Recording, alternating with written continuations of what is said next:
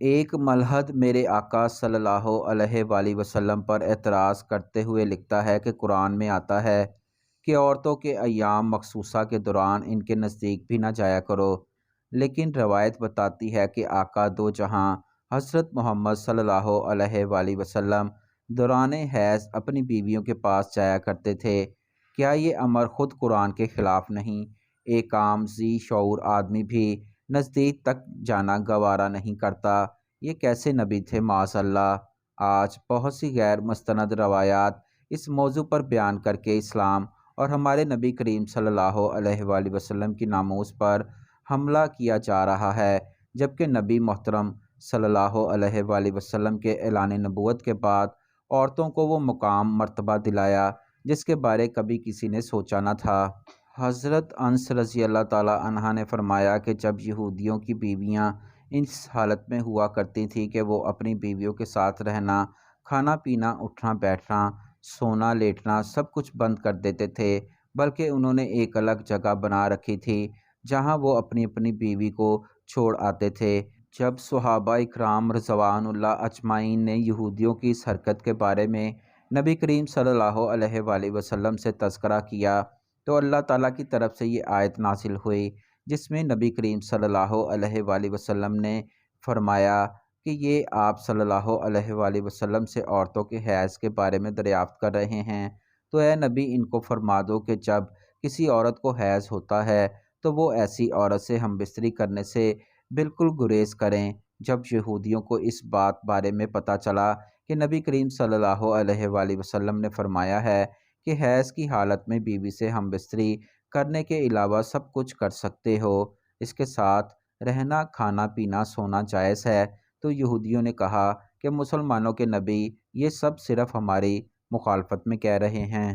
یہودیوں کے منہ سے یہ باتیں سن کر سید ابن حضیر اور عباد بن بشر رضی اللہ تعالی عنہ نبی اکرم صلی اللہ علیہ وآلہ وسلم کے پاس تشریف لائے اور کہنے لگے، اے اللہ کے رسول صلی اللہ علیہ وآلہ وسلم، یہودی یہ بات کہہ رہے ہیں کہ کیا ہم اپنی بیوی سے ہم بستری نہ کر لیا کریں جب وہ حیض کی حالت میں ہوتی ہے۔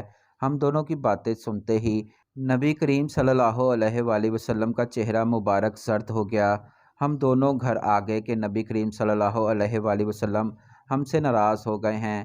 ہم ڈر کے مارے نبی کریم صلی اللہ علیہ وآلہ وسلم کے پاس سے واپس آ رہے تھے کہ راستے میں نبی کریم صلی اللہ علیہ وآلہ وسلم نے دودھ کا پیالہ بطور ہدیہ ہمارے لیے بھیجا تھا۔